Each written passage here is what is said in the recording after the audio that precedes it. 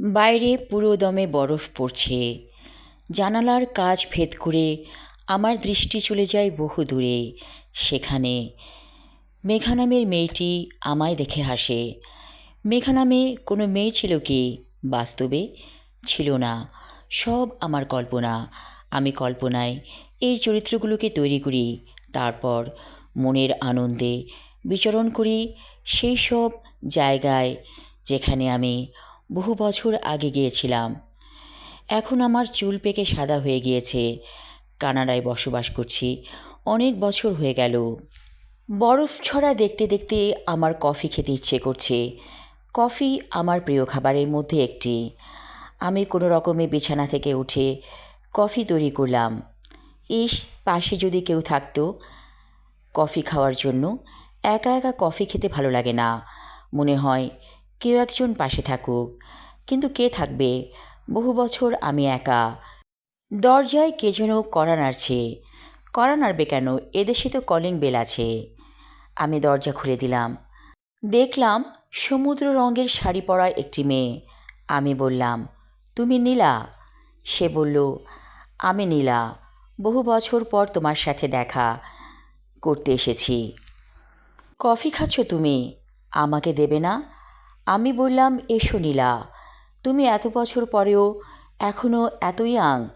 নীলা বলল, আমাদের মতো মেয়েরা মরে যায় না, সবসময় বেঁচে থাকে এবং ইয়াং থাকে।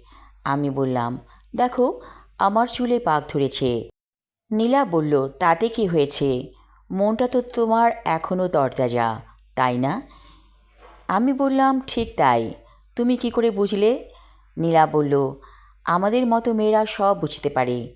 আচ্ছা, তুমি যেই কাল্পনিক চরিত্রটি বানিয়েছিলে শাহেদ, অর্থাৎ তোমার স্বামী, সে কেমন আছে? আমি বললাম, শাহেদ বলে কেউ নেই।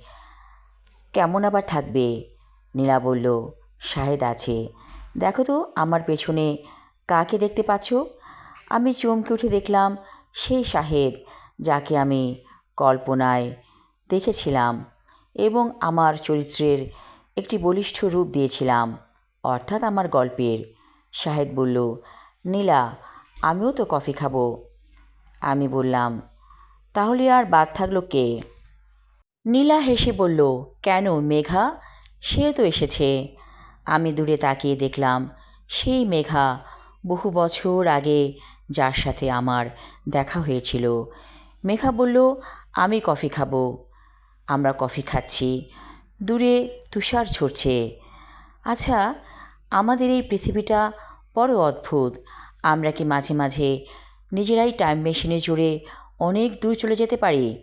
অতীত অথবা ভবিষ্যতে হয়তো যেতে পারি। নইলে কেন এই চরিত্রগুলো আমার কাছে বারবার ফিরে আসে? ডাক্তার বলল, আপনার শরীর এখন কেমন লাগছে? আমি বললাম, তুষার ঝরা দেখছিলাম, কেন আপনি আমাকে ডেকে তুললেন? ডাক্তার বলল, আপনি আর কয়দিন মাত্র পৃথিবীতে আছেন, সময় তো শেষ। আমি চিৎকার করে বললাম, আমি বাঁচতে চাই। আমি আমার লেখা ছোট গল্প মেঘ কালো পর্ব ৩ এবং শেষ পর্ব পড়লাম। আশা রাখছি ভালো লাগবে সবার। ধন্যবাদ।